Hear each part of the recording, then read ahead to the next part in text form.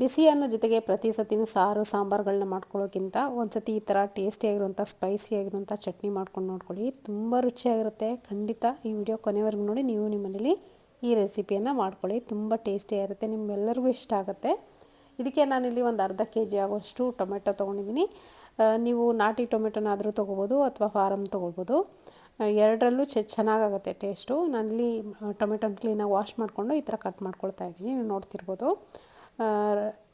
ಫೈನಾಗಿ ಏನು ಕಟ್ ಮಾಡ್ಕೊಳ್ಳೋದು ಬೇಕಾಗಿಲ್ಲ, ಜಸ್ಟ್ ಒಂದೆರಡು ಕಟ್ ಕೊಟ್ಟರೆ ಸಾಕು. ಆ ಥರ ಕಟ್ ಮಾಡಿಕೊಂಡು ಇಟ್ಕೊಂಡಿದ್ದೀನಿ. ಇವಾಗ ಇದಕ್ಕೆ ಬೇಕಾದಂಥ ಸಾಮಗ್ರಿಗಳನ್ನೂ ಕೂಡ ನಾನು ರೆಡಿ ಮಾಡಿ ಇಟ್ಕೊಂಡಿದ್ದೀನಿ. ಬನ್ನಿ ಇವಾಗ ಹೇಗೆ ಮಾಡೋದು ಕ್ವಿಕ್ಕಾಗಿ ನೋಡೋಣ. ನಾನೊಂದು ಕಡಾಯಿ ಬಿಸಿ ಇಟ್ಕೊಂಡಿದ್ದೀನಿ. ಇದಕ್ಕೆ ಒಂದು ಸ್ಪೂನ್ ಆಗೋಷ್ಟು ಎಣ್ಣೆ ಹಾಕ್ಕೊಂಡು ಡೈರೆಕ್ಟಾಗಿ ನಾವು ಕಟ್ ಮಾಡಿ ಇಟ್ಕೊಂಡಂಥ ಈ ಟೊಮೆಟೊ ಏನಿದೆ ನೋಡಿ ಅದನ್ನು ಹಾಕ್ಕೊಂಡು ಸ್ವಲ್ಪ ಹೊತ್ತು ಫ್ರೈ ಮಾಡ್ಕೋಬೇಕು, ಕೈ ಬಿಡ್ದಾಗೆ. ಎಣ್ಣೆ ಹಾಕೋದ್ರಿಂದ ತಳ ಹಿಡಿಯಲ್ಲ. ನೀವು ಎಣ್ಣೆ ಹಾಕದೆ ಹಾಗೆ ಡ್ರೈ ರೋಸ್ಟ್ ಥರ ಮಾಡ್ತೀನಿ ಅಂದರೆ ಟೊಮೆಟೊ ಹಾಕಿ ತಳ ಹಿಡಿದ್ಬಿಡುತ್ತೆ. ಹಾಗಾಗಿ ಎಣ್ಣೆ ಹಾಕ್ಕೊಂಡೇ ಹಾಕೋಬೇಕು. ನಾನಿಲ್ಲಿ ಒಂದು ಅರ್ಧ ನಿಂಬೆಹಣ್ಣು ಗಾತ್ರಷ್ಟು ಹುಣಸೆಹಣ್ಣು ಹಾಕ್ಕೊಂಡಿದ್ದೀನಿ. ಹಾಗೆ ರುಚಿಗೆ ತಕ್ಕಷ್ಟು ಉಪ್ಪು, ಅಂದರೆ ಟೊಮೆಟೊಗೆ ಎಷ್ಟು ಬೇಕೋ ಟೊಮೆಟೊ ಹಿಡಿಯೋಕ್ಕಷ್ಟು ಉಪ್ಪನ್ನು ಕೂಡ ಸೇರಿಸ್ಕೊಂಡಿದ್ದೀನಿ. ಇದು ಹುಳಿ ಟೊಮೆಟೊನ ಆಗಿದ್ರೂ ಕೂಡ ಸ್ವಲ್ಪ ಹುಣಸೆಹಣ್ಣು ಹಾಕಲೇಬೇಕು. ಅಥವಾ ನೀವು ಫಾರಮ್ ಟೊಮೆಟೊ ಏನಾದರೂ ಬಳಸಿದ್ರೆ ಹುಣಸೆಹಣ್ಣು ಸ್ವಲ್ಪ ಜಾಸ್ತಿನೇ ಹಾಕಬೇಕಾಗುತ್ತೆ. ಇವಾಗ ಇದನ್ನು ಮುಚ್ಚಳ ಮುಚ್ಚಿ ಒಂದು 10 ನಿಮಿಷ ಲೋ ಫ್ಲೇಮಲ್ಲಿ ಬಿಡಬೇಕು. ಅಷ್ಟರಲ್ಲಿ ಒಂದು ಮಸಾಲೆ ರೆಡಿ ಮಾಡ್ಕೊಳ್ಳೋಕ್ಕೆ ನಾನು ಒಂದು ಒಗ್ಗರಣೆ ಪಾತ್ರೆಗೆ 1 ಸ್ಪೂನ್ ಆಗೋಷ್ಟು ಎಣ್ಣೆ ಹಾಕ್ಕೊಂಡು 1 ಟೀ ಸ್ಪೂನ್ ಆಗೋಷ್ಟು ಮೆಂತೆ ಹಾಗೆ 1 ಸ್ಪೂನ್ ಆಗೋಷ್ಟು ಜೀರಿಗೆನ ಹಾಕ್ಕೊಂಡಿದ್ದೀನಿ. ಇದ್ರ ಜೊತೆಗೇ 1 ಸ್ಪೂನ್ ಆಗೋಷ್ಟು ಧನಿಯಾ ಕಾಳನ್ನು ಹಾಕ್ಕೊಂಡಿದ್ದೀನಿ. ಇದ್ರ ಜೊತೆಗೆ ಒಣಮೆಣಸಿನ್ಕಾಯಿ ಖಾರದ್ದು ಒಂದು 5ರಿಂದ 10, ಹಾಗೆ ಬ್ಯಾಡಗಿ ಕೂಡ ಒಂದು 5ರಿಂದ 6 ಹಾಕ್ಕೊಂಡಿದ್ದೀನಿ. ಸ್ವಲ್ಪ ಖಾರ ಸ್ವಲ್ಪ ಜಾಸ್ತಿನೇ ಹಾಕಬೇಕು, ತುಂಬ ಚೆನ್ನಾಗಿರುತ್ತೆ ಇದು ಟೇಸ್ಟು. ಸ್ಪೈಸಿಯಾಗಿದ್ದಷ್ಟು ನೀವು ಖಾರ ಕಡಿಮೆ ತಿನ್ನೋರು ಸ್ವಲ್ಪ ಕಡಿಮೆ ಖಾರ ಹಾಕ್ಕೋಬೋದು, ಅಥವಾ ಬ್ಯಾಡಗಿ ಮೆಣಸಿನ್ಕಾಯಿ ಹಾಕಿದ್ರೆ ಖಾರ ಆಗೋಲ್ಲ. ಅದನ್ನು ಕೂಡ ಫ್ರೈ ಮಾಡಿಕೊಂಡು 1 ಸ್ಪೂನ್ ಆಗೋಷ್ಟು ಬಿಳಿ ಎಳ್ಳನ್ನು ಕೂಡ ಹಾಕ್ಕೊಂಡಿದ್ದೀನಿ. ಬಿಳಿ ಎಳ್ಳು ಹಾಕ್ಕೊಂಡು ಸ್ವಲ್ಪ ಹೊತ್ತು ಫ್ರೈ ಮಾಡ್ಕೋಬೇಕು. ಎಳ್ಳು ಬೇಗ ಟೈಮ್ ತೊಗೊಳ್ಳಲ್ಲ ಜಾಸ್ತಿ ಫ್ರೈ ಆಗೋಕ್ಕೆ, ಬೇಗನೆ ಅದೇ ಬಿಸಿಗೆ ಫ್ರೈ ಆಗಿಬಿಡುತ್ತೆ. ಇವಾಗ 1 ಗೆಡ್ಡೆ ಬೆಳ್ಳುಳ್ಳಿ ಕೂಡ ನಾನಿಲ್ಲಿ ಇದನ್ನು ಹಾಕ್ಕೊಂಡು ಒಂದು ಸತಿ ಚೆನ್ನಾಗಿ ಫ್ರೈ ಮಾಡ್ಕೋಬೇಕು. ಒಂದೊಂದು ಐಟಮ್ ಹಾಕಿದಾಗೂ ಚೆನ್ನಾಗಿ ಫ್ರೈ ಮಾಡ್ಕೊತಾ ಹೋಗಬೇಕು. ಸ್ವಲ್ಪ ಕರಿಬೇವಿನ ಸೊಪ್ಪನ್ನು ಕೂಡ ಹಾಕ್ಕೊಂಡು ಅದನ್ನು ಕೂಡ ಸ್ವಲ್ಪ ಬಾಡಿಸ್ಕೊಂಡು ಇದನ್ನಿವಾಗ ನಾನು ಡೈರೆಕ್ಟಾಗಿ ಮಿಕ್ಸರ್ ಜಾರ್ಗೆ ಹಾಕ್ಕೊಳ್ತಾ ಇದ್ದೀನಿ. ಸೊ ಮಿಕ್ಸರ್ ಜಾರ್ಗೆ ಹಾಕ್ಕೊಂಡು ಇದಕ್ಕೆ ಇವಾಗ ಇದನ್ನು ನುಣ್ಣಗೆ ರುಬ್ಕೊಂಬರ್ಬೇಕು. ಈ ಪೌಡ್ರನ್ನ ಮೊದಲಿಗೆ, ಈ ಮಸಾಲೆ ಪೌಡ್ರ್ ಇರುತ್ತಲ್ಲ ಇದನ್ನು ಸ್ವಲ್ಪ ಮೊದಲಿಗೆ ನುಣ್ಣಗೆ ರುಬ್ಕೊಂಡು ಅದಾದಮೇಲೆ ನಾವು ಆವಾಗಲೇ ಬೇಯಕ್ಕಿಟ್ಟಿದ್ವಲ್ಲ ಟೊಮೆಟೊ ಪೂರ್ತಿಯಾಗಿ ಸಾಫ್ಟಾಗಿರಬೇಕು.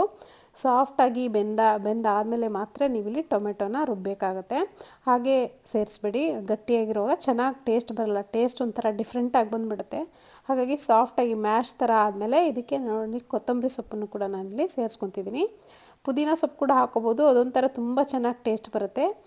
ನಾನಿಲ್ಲಿ ಪುದೀನ ಸೊಪ್ಪನ್ನು ಹಾಕಿಲ್ಲ, ಜಸ್ಟ್ ಕೊತ್ತಂಬರಿ ಸೊಪ್ಪನ್ನು ಮಾತ್ರ ಹಾಕ್ಕೊಂಡು ಅದನ್ನು ಕೂಡ ಈ ಮಿಕ್ಸರ್ ಜಾರ್ಗೆ ಹಾಕ್ಕೊಳ್ತಾ ಇದ್ದೀನಿ. ಟೊಮೆಟೊ ಮತ್ತು ಕೊತ್ತಂಬರಿ ಸೊಪ್ಪು ಇದನ್ನು ಕೂಡ ಪೂರ್ತಿ ಮಿಕ್ಸರೆಲ್ಲ ಈ ಮಿಕ್ಸರ್ ಜಾರ್ಗೆ ಹಾಕ್ಕೊಂಡು ಸ್ವಲ್ಪ ಪೂರ್ತಿ ತಣ್ಣಗಾದ್ಮೇಲೆ ಇದನ್ನು ನುಣ್ಣಗೆ ರುಬ್ಬಬೇಕಾಗತ್ತೆ.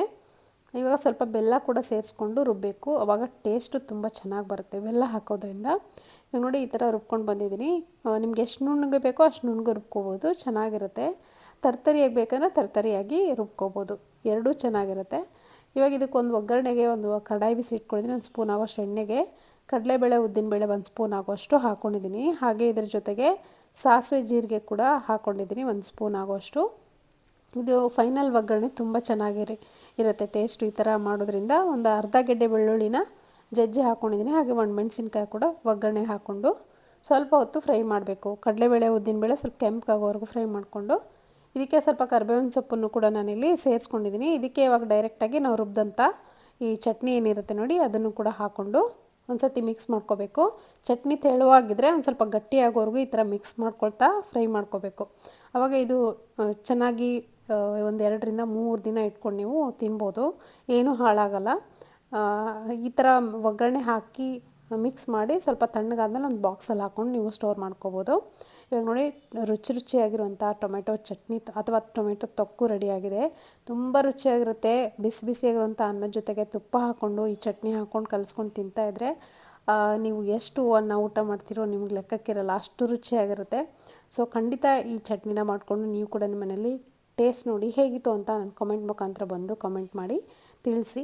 ಸೊ ಇದೇ ಥರ ಒಳ್ಳೊಳ್ಳೆ ರೆಸಿಪಿಗಳನ್ನ ನನ್ನ ಚಾನಲಲ್ಲಿ ಅಪ್ಲೋಡ್ ಮಾಡ್ತಾನೆ ಇರ್ತೀನಿ. ಎಲ್ಲ ವೀಡಿಯೋಸ್ನ ನೋಡಿ, ಎಲ್ಲ ರೆಸಿಪಿಗಳನ್ನ ನೋಡಿ ನೀವು ಕೂಡ ನಿಮ್ಮ ಮನೇಲಿ ಆರಾಮಾಗಿ ಟ್ರೈ ಮಾಡಿ.